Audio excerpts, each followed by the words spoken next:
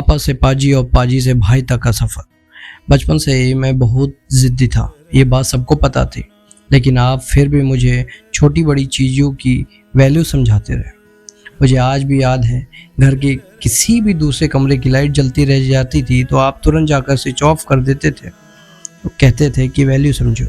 नल से अगर एक भी बूंद एक्स्ट्रा पानी गिरता दिखता तो बिना देरी किए आप नल बंद कर देते और वही बात कहते, वैल्यू समझो। मेरी हर जिद को आपने कभी जिद माना ही नहीं। आप हमेशा कहते थे वक्त आने पर सब मिल जाएगा।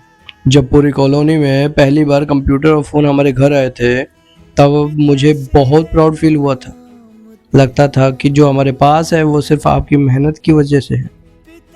गलतियाँ मैंने बहुत सीखी हैं, लेकिन उसकी पनिशमेंट देने में आपने कभी भी कोई कमी नहीं छोड़ी। उस वक्त लगता था कि आप कितने स्ट्रिक्ट हो, कितने रूल्स हैं आपके, लेकिन आज समझ में आता है कि वो हर एक रूल मेरी ज़िंदगी को बेहतर बनाने के लिए था। मुझे मेरी पहली लड़ाई भी याद है, अरमान के साथ। उस दिन आपने मुझे बचाया नहीं, उल्टा एक ही बात सिखाई कि लड़ाई खुद के लिए खुद लड़नी पड़ती है। शायद उसी दिन से मैंने मुश्किलों का सामना करना सीख गया। दिवाली की एक याद आज भी मुझे ताज़ा है। जब कॉलोनी के सारे दोस्त हज़ारों रुपए के पटाखे जला रहे थे तब आपने चुपचाप मेरे हाथों में 100 के नोट रख दिए और कहा लो इसे जला दो। उस वक्त मैं बस देखता रह गया। तब शायद उस बात की गहराई समझ नहीं आई थी, लेकिन आज समझ में आता है कि आप पटाखों से ज़्यादा मुझे पैसे की वैल्यू सिखा रहे थे।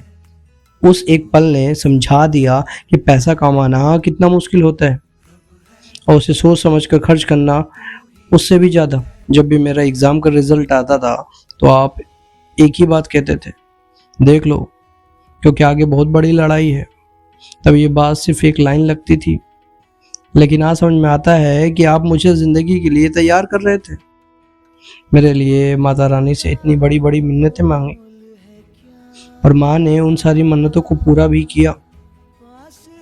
मेरी लाइफ का कोई भी सवाल या पर्सनल मैटर क्यों ना हो, पता नहीं आप तक बात कैसे पहुंच जाती थी, और उसके बाद जो आप सिखाते थे समझाते थे वैसे ही मैं हर प्रॉब्लम को सॉल्व करता चला जाता था।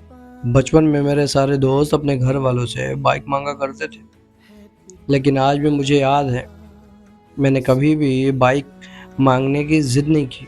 फिर भी जब आपने मुझे बाइक गिफ्ट की वो भी मेरे ज़िंदगी का सबसे यादगार पलों में से एक था। और उस दिन भी आप बाइक के साथ मेरी फ़ोटो ले रहे थे, अपनी नहीं। मेरी लाइफ में कितने अप्स एंड डाउन्स आए हैं, लेकिन पता नहीं क्यों उनका बोझ मुझे कभी महसूस ही नहीं हुआ। शायद इसलिए क्योंकि मुझे हमेशा पता था कि आप मेरे साथ।